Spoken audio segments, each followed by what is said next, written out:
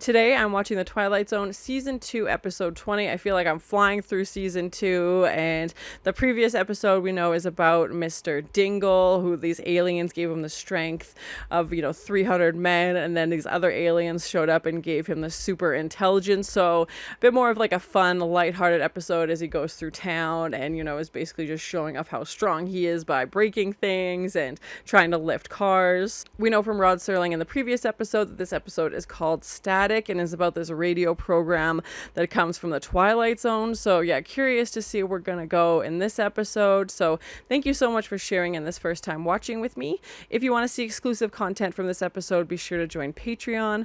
And as always, please like, comment, and subscribe to this channel, and check back often for more awesome content.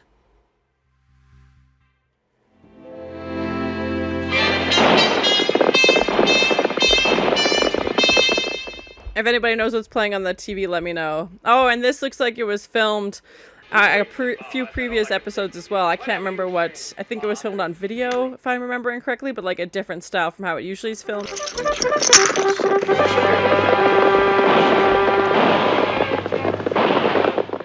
I want to guess the Lone Ranger, but that's the only like Western that comes to mind. I don't know if that's right. Green, cool grass. The touch, the smell of green, cool grass. Now brought to you. And the cigarette commercials. Oh my gosh. The smoke that doesn't smell like tobacco, but smells good. Green, cool, like grass. Oh. And to have a TV show about people watching TV as well. My hero, turbo jump. He makes it. Yes. Can't you see? Little brown jug is a drive. And how like TVs would have become more and more common in households and stuff, and yeah. Up 25 cents an acre a week. Just look at this land, folks. Look at it. It's flat. It's gray. It's undeveloped. But within 10 It's reminding me a little bit of the episode we had before with like the technology revolting, like the razor and the typewriter, and like, yeah, just like showing like the influx of technology in people's homes. What's it do? Don't you know what a radio is, boy? Well, sure, but I've never seen one like that before. I was gonna say, yeah, that's not like a car radio or anything, obviously. It's like a physical, yeah, like a giant radio. Mr. Ed Lindsay is going to find out how strange very soon when he tunes into the Twilight Zone. Yeah, TV killed the radio, so here we go. Remember that? I thought you'd thrown it out years ago. I never throw anything away that's worth keeping. Yeah, and if I'm like remembering history correctly, people used to like sit around the radio and like listen to the stories and stuff like that. And now, obviously, like we saw here, there was music on TV even. Sure, of course it works. They made things to last in those days, boy. Hey, that's pretty wonderful. Yeah, and having an older generation and a young generation be like, this is what was important to me when I was a kid. Go buy yourself a switchblade. Oh, God.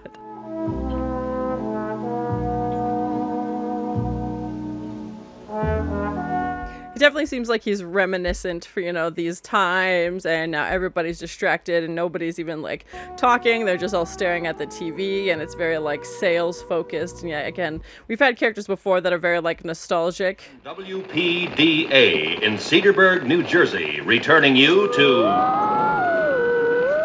The Twilight Zone. Ooh. Does anybody know what will happen when these young people start? This guy's like, I just want to listen to my radio. I just want to relax. Who's at the door? This radio's full of static. You starve to death. I just want to make sure that it's on purpose and not because you'd forgotten that food is available. Oh, charming. And yeah, it seems like the apartment complex he lives in, there's one TV and that everybody has to share it, obviously. Mr. Lindsay. What? You're humming.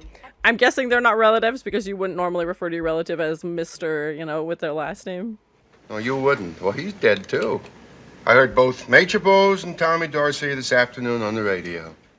And he thinks he heard them live, which is interesting. Frank, how is it that a man with such a tiny brain could have such a big mouth? Oh. Professor? Plays that meant something. Magic. Real magic. That's what I doubt it. You doubt it. This guy, my goodness. Now, that guy's nuts. That's all. He's nuts.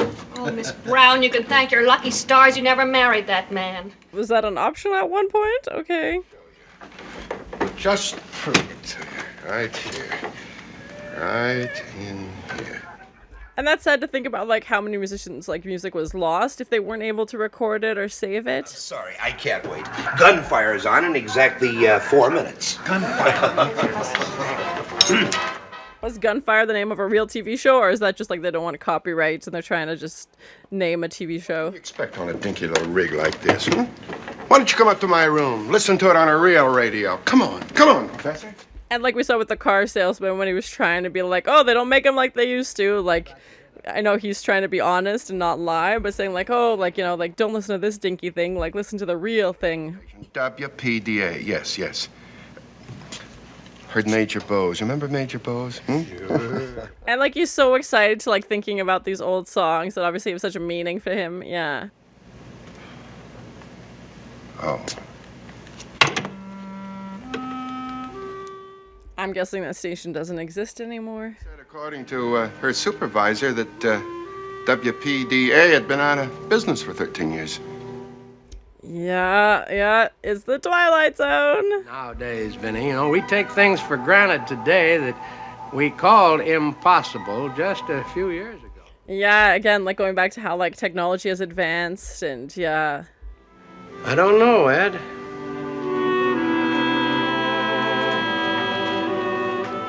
Yeah, like I'm sure if you would have told somebody, you know, 100 years ago saying like, oh, everybody's going to walk around with phones in their pocket that can look up on, you know, on the internet and have the social media platforms, they would not have believed him. And the White House in Washington, D.C. for an address by the President of the United States, Franklin Delano Roosevelt. Yeah, which is currently not the president, obviously.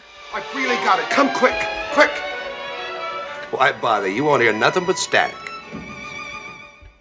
Yeah, it seems to be when he's the only one in the room that it works. Like, he couldn't get it working before. So he was playing I'm Getting Sentimental Over You. It was soft and slow, real pretty.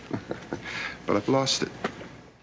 They're starting to think that he's lost it. Yeah. I lost his marbles. No, that's not what I think at all.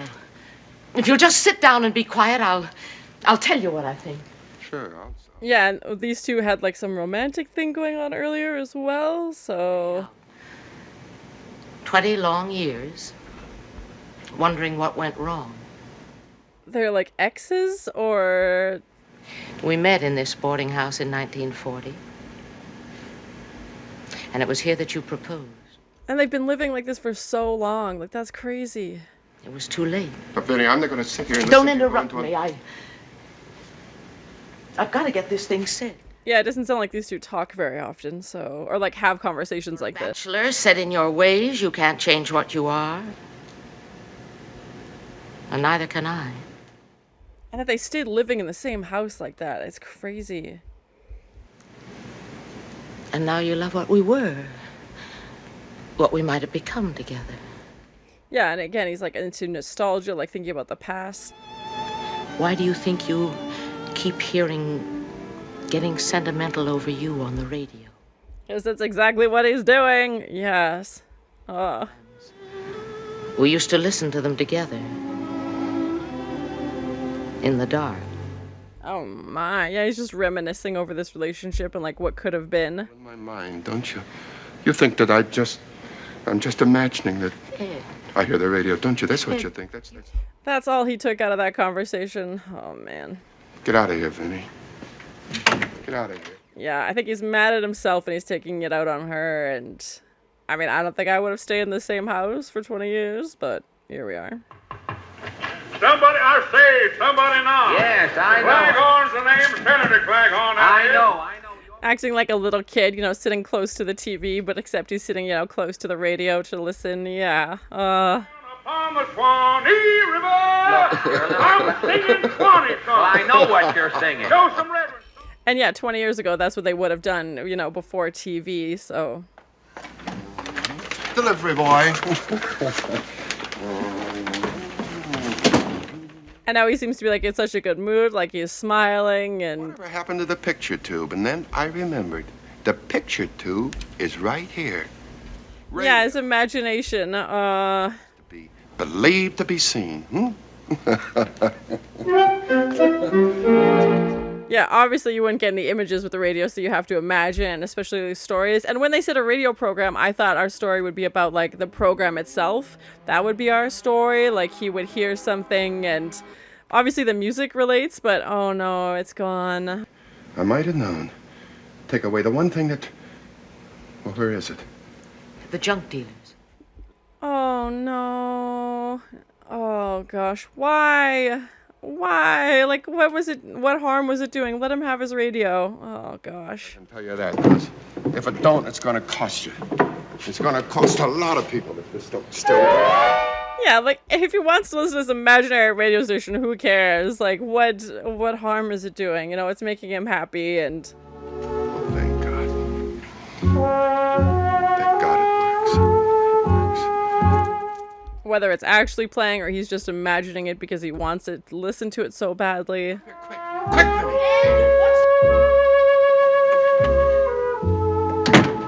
Vinny. And now it's back to 1940, isn't it? Yeah. And then there's Edwin and Fred Allen and...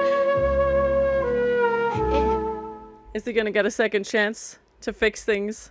Yeah, Alexia, younger man. And he finally got it. Through a strange and wonderful time machine called a radio in the Twilight Zone. Yeah, I like that. We've seen that in some of like the actress episode where she goes through the screen as well. But yeah, wanted a second chance so badly.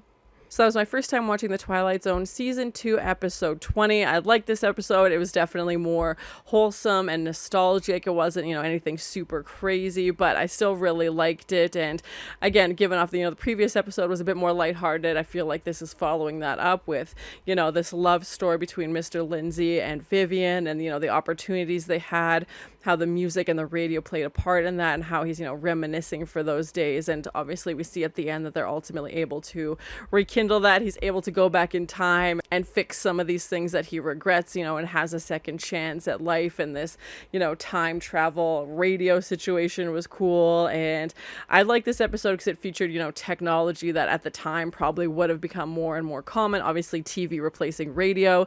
When we first started the episode, I thought the radio program would be kind of our story. Like, he would explain something and maybe Mr. Lindsay would get caught up in the story. Because to the best of my knowledge, radios would play like full-on, programs, plays, stories they would tell, over the radio, because that was the only form of entertainment that they really had. Obviously, newspapers and stuff were around, but the radio was, people would cuddle up next to the radio, like we saw Mr. Lindsay, bring his pillows and, really focus on that. And I really like the quote Mr. Lindsay said, like the pictures up here, like the pictures in my mind. I need my imagination to, listen to the radio. I can make up however many stories I want in my head. And I don't just have to sit there and, stare at the TV. I have to use my brain and my imagination to come up with these scenarios. So that's what I thought we were going to do at the start, was this radio program. But obviously the music we see is very significant to Mr. Lindsay, as, the programs and the music were things that him and Vivian used to listen to. And he says he forgot about it, but I think maybe a part of him,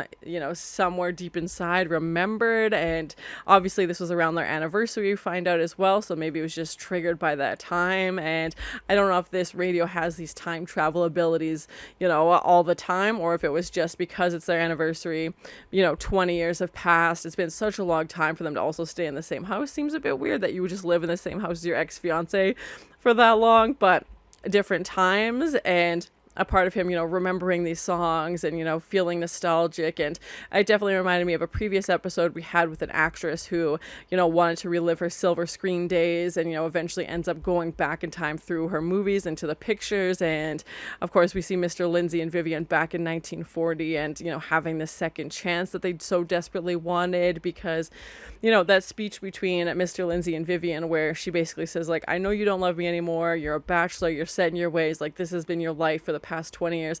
Doesn't sound like they've dated anybody else, or maybe nothing is serious. And, she's basically like, I know you don't think about me that way anymore.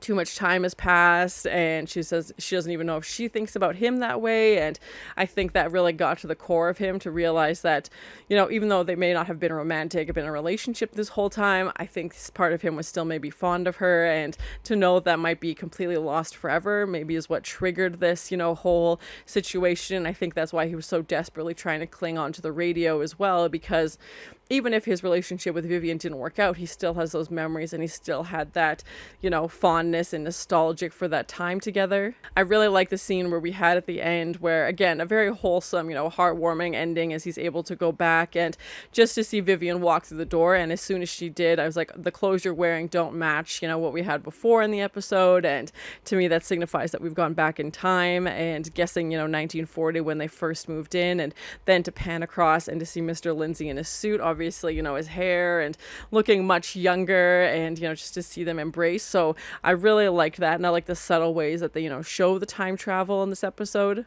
It also reminded me a little bit of the episode where we have technology, you know, rebelling and, you know, coming to life with the typewriter and the car, and again showing the influx of technology and how it's affected people's lives. Mr. Lindsay is definitely, you know, the old curmudgeon who's like, you know, kids and your television, you're rotting your brains, like radio was the best, and, you know, saying how things were made so much better back in the day, and, you know, going back to the radio, I think he said it was 1935, and being able to listen to his old songs and just feel, you know, young at heart again, and, you know, kind of pushing away new technology and not wanting to be involved in it. And even when he's scrolling through the channels, you know, he can hear music on the TV, so it can't just be the love of music. I'm sure it sounds different coming through the speakers on that radio, and, you know, just the salesy kind of pitches on the TV with the cigarette ads. And I know there wasn't a ton of channels back then, and he's just flipping through them and, you know, is really kind of turned off by all of it and doesn't want to be involved in this and doesn't find it appealing like everybody else does, where they're like, oh, we can sit and relax and just watch some TV, and, you know, everybody's kind of glued to this thing, as opposed to, you know, him remembering fondly his, you know, days listening to radio where that was your main source of entertainment. And of course, when he tries to contact the radio station, it doesn't exist. It's not listed in the newspaper.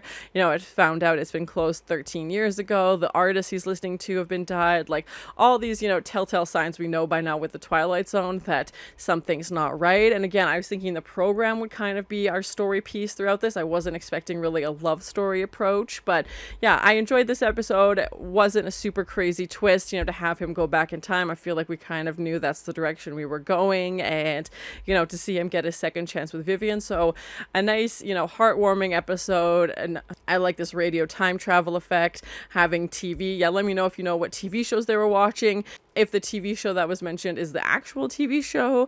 We didn't get a next time on the Twilight Zone, so I have no idea what the next episode is about. But thank you so much for sharing in this first time watching with me. If you have any other suggestions for TV shows you think I should watch, please comment below. And as always, please like, comment, and subscribe to this channel, and check back often for more awesome content. And the cigarette commercials, oh my gosh. And to have a TV show about people watching TV as well. And he thinks he heard them live, which is interesting. I'm guessing that station doesn't exist anymore. And that they stayed living in the same house like that. It's crazy. Whether it's actually playing or he's just imagining it because he wants to listen to it so badly.